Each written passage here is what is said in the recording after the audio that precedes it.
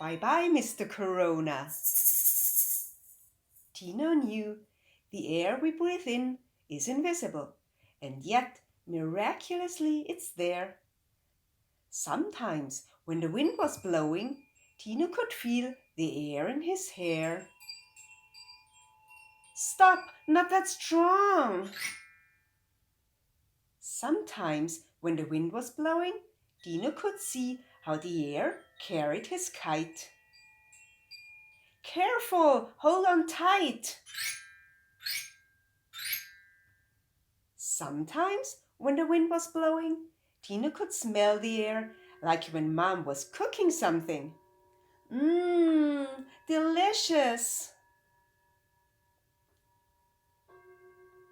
Tino breathed in the air through his nose or through his mouth, lots and lots of times every day, just like you.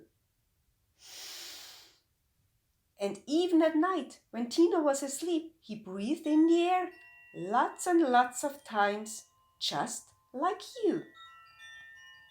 Tino knew all about it, but Mr. Corona also knew all about it. Mr. Corona, or as the grown-ups call him, the coronavirus or COVID-19, was a tiny little fellow. So teeny-weeny that you could only see him through a magnifying glass called microscope.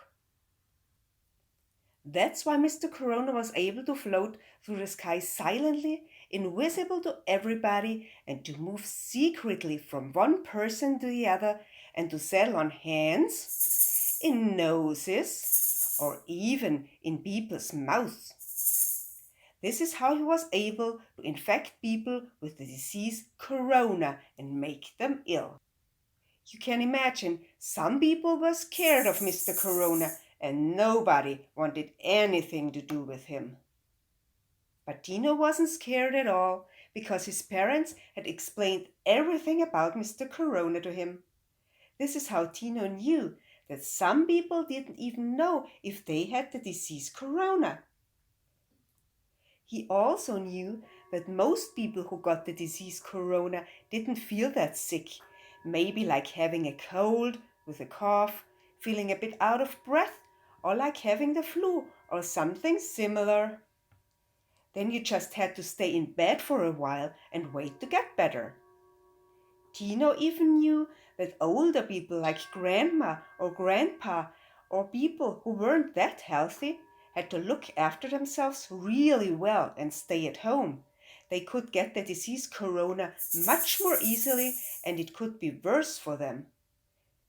Tino's parents also told him that together we can all do a lot to stop Mr. Corona from making us and other people ill. Some things which Mr. Corona doesn't like, for example, are: if you slowly count to 10 twice while washing your hands with soap. If you stand 2 meters or 6 feet away from other people because Mr. Corona is not very good at jumping. If you sneeze or cough into a tissue. If you sneeze or cough into your elbow. If you and your family stay at home a lot right now and don't go out where a lot of people are. But despite everything, Mr. Corona actually managed it to secretly float into Tino's nose and make himself comfortable. There he had everything he needed to live. It was quiet, warm and moist, just how the tiny little fellow loved it. But there's something you have to know. Mr. Corona gets bored very quickly because Mr. Corona really loved floating invisibly through the air. Therefore, he decided that it was about time to see a bit more of the world. He wanted to get to know a lot more of different people's bodies and maybe even make them ill. And because Mr. Corona was not just a tiny little fellow, but also a tiny, clever little fellow, he had an idea. He tickled Tino's nose until Tino had to do a big, big sneeze. Shoo! Mr. Corona shot with breakneck speed out of Tino's nose into freedom. Yippee! But Tino knew what he had to do. He caught Mr. Corona with a tissue. That didn't work out, Mr. Corona.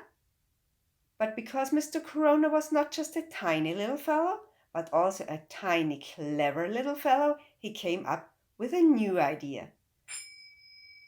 This time, Mr. Corona settled himself into Tino's throat. He scratched Tino's throat until Tino had to cough really badly. Mr. Corona shot with breakneck speed out of Tino's nose into freedom. Yippee! But Tino knew what he had to do. Tino coughed into his elbow and caught Mr. Corona. That didn't work out, Mr. Corona. But as Mr. Corona was not just a tiny little fellow, but also a tiny, clever little fellow, he quickly came up with his next idea.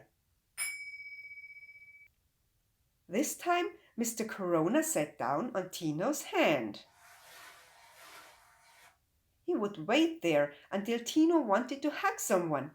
Then, exactly at that moment, he would climb onto the other person. What a brilliant plan! Mr. Corona prepared for action. Stop it, Mr. Corona! This far and no further! To Mr. Corona's great horror, Tino went straight to the sink. He turned on the water, and before Mr. Corona could get himself into safety, Tino started washing his hands thoroughly. He put soap onto his hands, on every single finger, up to his fingertips, between his fingers, on both palms, on both wrists, and also the back of his hands. How splendidly the soap lathered! Mr. Corona, how do you like that? Of course, Mr. Corona didn't like it one little bit because he hated soap. Soap was his biggest enemy. Soap made Mr. Corona really weak and Tino's hands so slippery that he could hardly hold on longer. With the last bit of strength Mr. Corona had left, he held onto Tino's little finger as the water was turned on again. The powerful stream dragged Mr. Corona into the sink and from there down into the drain. Through small pipes and larger pipes, down into the canalization, where the tiny little fellow finally disappeared completely, so that nothing, absolutely nothing of him remained. Over and done. Bye-bye, Mr. Corona.